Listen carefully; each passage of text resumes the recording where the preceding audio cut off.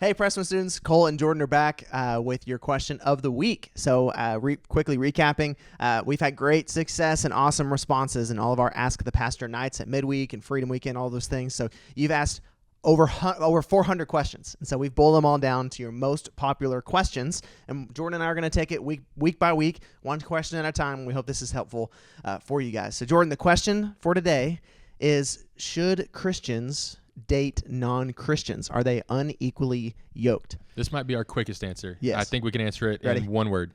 No. All right, see you next time. But just to double click on that, right? Like there is so much within it. Like dating in junior high and high school, it's all the rave, and I don't understand why. I mean, I understood whenever I was in high school, right? Like it was that was like a defining moment. Like I started getting attention from the opposite gender, like deciding like you were cool or I was cool, or like all of these different things played into it. And so this is a great question. Oh, it's an awesome question. And it's a real question. So yes, we're excited to get into it. So I think as I'm wrestling with the person that's asking this, you probably have someone in mind that you want to date. That's right. You're not sure where they are. So let me start with, before you even know they're a Christian or not, every healthy relationship starts with a little DTR. Yeah. Define the relationship. Who are you? What are your values? Who am I? What are my values? Where are we going with this? Because you're playing with someone's heart, guys. Yeah. And right. when that's hurt, it lasts a long time. Yeah. God can heal anything. But I think specifically talking to the men in this kind of conversation, I think it leans more towards our responsibility to lead in these conversations. But girls, ask that question too. Yeah. Have high. Yeah, bar. It's so, like, dating in junior high and high school is so difficult because it's only going to end in one of two ways. Yeah. A broken heart or marriage. Like there's Or no ring. in between. Yeah. And so it's like these are really important things. And so yes, having those questions and the idea of you're not going to want to date someone that you have the foundational things in life not aligned with. Right. Right. And so if you are wanting to date someone and Jesus isn't at the center of your life, this isn't a question that you should even be asking. Like, you should hit pause and begin working through what it looks like to follow King Jesus. Like in the book of 1 Corinthians 9, I believe, it says the purpose of singleness is to secure an undivided devotion to the Lord. Like that is what we ought to be doing whenever we have our free time. Now, that's really easy for the married men with children to say. I understand that. Yeah. But if we are asking this question and Jesus isn't at the center of our life, then we need to reevaluate that. And then, Cole, why would we want to date someone who is not a Christian? Why would we want to date someone who's not a Christian? Well, I think obviously, physical temptation is the first. Status is an important one. Yeah.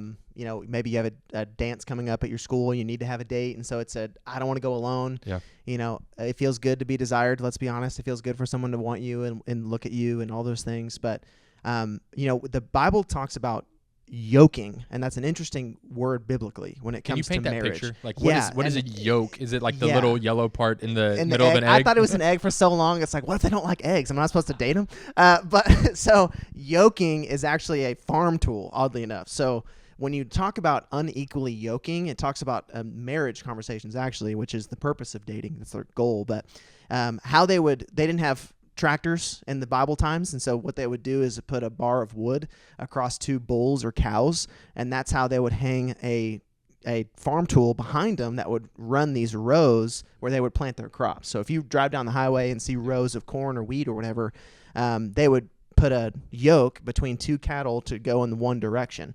So unequally yoked is if those cattle are going in different directions. So imagine there's that word picture of that line they're drawing behind them is all over the place. Yeah. So and they're fighting against each other. They're fighting right? against each other. Because it's like we're set up equally, and it's like if one's going one way, then the other one's being drug, or if they have to be walking in lockstep with each other like a good marching band in order to be able to make this work. Yeah. And so there's a forward motion to that needs to be defined in every relationship. Where is this going? That's where the DTR comes in.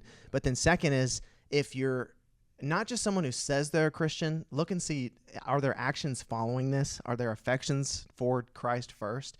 But then I believe the hard truth is that if we're knitting our heart with someone, that they aren't truly in their heart of hearts loving the Lord first, it's going to cause conflict later on. Yeah. It's just the truth. Yeah, and I think this plays into a question that I assume someone has asked, but like this idea of boundaries. It's not just physical. It becomes emotional. It becomes spiritual. Yeah, that's good. And so I cannot wait until we get that question Yeah. because there's so much within it that plays into this idea of being unequally yoked. And so the simple answer, I stand by it, is no. You shouldn't. If you are a Christian, if you are a born again believer who is chasing after King Jesus, there is no benefit in your life to dating someone who's not a Christian. Right. Some people, a common objection would be like, but I want to introduce them to Jesus. Mission dating. But like, why do you have to be dating them to share the gospel? Like, you don't. That doesn't make sense. You don't. And so, yeah, there's that answer there, guys, and I hope that's helpful. A couple outliers, or I'd say another thing to add to this conversation is, what do your parents want for your life? That's right. You know, what is the expectation that your parents have set in your household? And so we can never honor God and dishonor our parents. So that mission dating idea, well, I'm going to go around my parents to somehow honor the Great Commission. We're not honoring God if we're dishonoring other authority in our life. So what do your parents want? Do they know about this person? Asking other people, asking community, what do they think?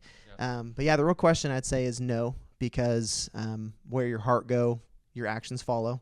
And your heart, God wants your affections and your heart first. And so that's good. I hope that was helpful and that answer there. And so please drop more questions below. We love getting all of your feedback, guys. Please let us know what you think and the questions you're asking. We hope this is helpful. So we love you guys. We look forward to seeing you next time.